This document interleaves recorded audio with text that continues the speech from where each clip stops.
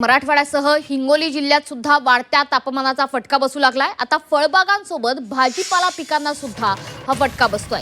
हिंगोली जिल्ह्यातील नवलगव्हाण इथले शेतकरी जगन कोरडे यांनी जानेवारी महिन्यात अर्धा एकर क्षेत्रावर कोबी पिकाची लागवड केली होती। उन्हाळ्यात चांगला बाजारभाव मिळेल या अपेक्षेने त्यांनी ही लागवड केली।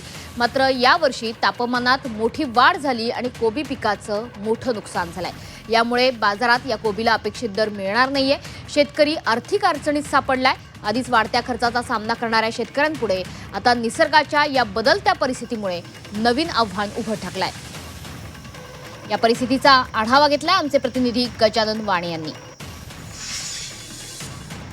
हिंगोली जिल्ह्यामध्ये तापमान आता दिवसेंदिवस वाढायला सुरुवात झालेली आहे। हिंगोली जिल्ह्याचं आजचं तापमान 40 ते 42 अंश सेल्सिअसच्या पुढे गेलेलं आहे आणि याचाच फटका आता भाजीपाला उत्पादक शेतकऱ्यांना बसताना पाहायला मिळते।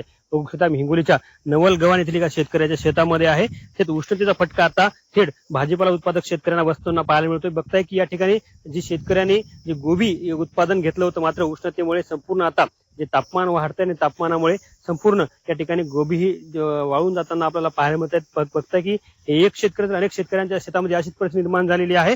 यावर्षी भाजीपाल्याचे दर वाढलेले आहेत। याचं कारण म्हणजे आता उष्णतेमुळे अनेक शेतकऱ्यांच्या शेतातील भाजीपाला वाळून जात आहे आणि त्याचे दर एवढे वाढले। सध्या गोबीला बाजारामध्ये 50 ते 60 रुपये किलो असा दर मिळतोय। मात्र आता या शेतकऱ्याच्या शेतामध्ये संपूर्ण अशा प्रकारे ही गोबी वाळून गेलेली आहे आणि हिंगोली जिल्ह्यामध्ये उष्णतेमुळे अनेक ठिकाणचे जलस्रोत आटलेले आहेत।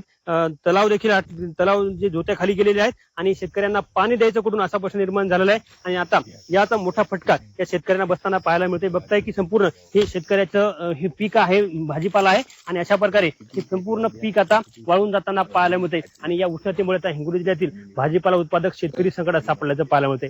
कॅमेरामन राजेश सोबत गजानन वाणी, जी 24 तास हिंगोली।